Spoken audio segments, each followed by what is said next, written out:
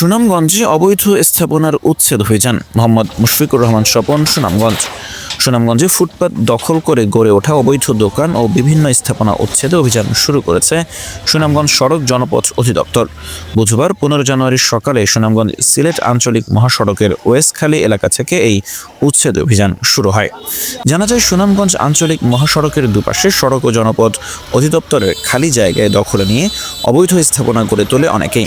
এতে প্রায় শহর জুড়ে দেখা দেয় তীব্র যানজট নিরসনে বুধবার সকাল থেকে সুনামগঞ্জ সিলেট মহাসড়কে ওয়েস্টখালী এলাকা থেকে অবৈধ স্থাপনার উচ্ছেদ অভিযান শুরু করে সড়ক জনপথ। অভিযানে পুলিশ প্রশাসন সহযোগিতা করে। সুনামগঞ্জ সড়ক জনপথের উপবিভাগীয় প্রকৌশলী মোহাম্মদ শাহাদ হোসেন জানান, যানজট নিরসনে শহরে বিভিন্ন এলাকায় উচ্ছেদ অভিযান শুরু হয়েছে। সুনামগঞ্জ শহরের ওয়েস্টখালী থেকে শুরু করে ছাতক উপজেলা পর্যন্ত এই অভিযান পরিচালনা করা হয়েছে। জনস্বার্থে এই অভিযান অব্যাহত থাকবে। আমরা সুনামগঞ্জ শহর থেকে গোবিন্দগঞ্জ পয়েন্ট পর্যন্ত করে ছাতক পয়েন্ট পর্যন্ত যাবো। আচ্ছা, কি অভিযান করলে নাকি কি মানে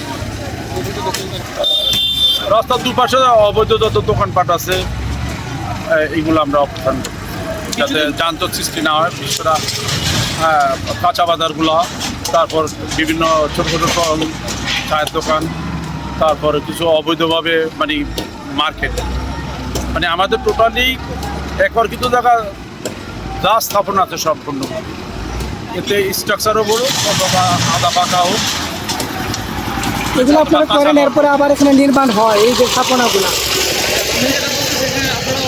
অভিযান উচ্ছেদ করার পরে আবার নির্মাণ দখল যায় না। আমরা উচিত কার্যক্রম চলে, আবার অবৈধ দখল আমরা আবার পুনরায় আবার লিস্ট করে আবার পরবর্তীতে আমরা আবার উচ্ছেদের কার্যক্রম আবার হাতে নিই। কি করলে এই দখলটা দ্বিতীয়বার করবে না? এটা আসলে মানে আইনের আওতায় তাদেরকে জরিমানা এটা আছে, এটা আরও মানে কঠোরভাবে পদক্ষেপ নিলে মনে হয় এটা সম্ভব। এখন পর্যন্ত করছি না, তবে সামনে আমাদের কার্যক্রম চলমান আছে। যদি এই ধরনের আমরা পাই আইনের আওতায় আনতে হলে তাহলে আমরা ব্যবস্থা নিব। নাম পরিচয় হচ্ছে। আমার নাম মোহাম্মদ শাহাদ হোসেন, উপবিভাগ প্রকৌশলী, সড়ক উপবিভাগ, ছাতক।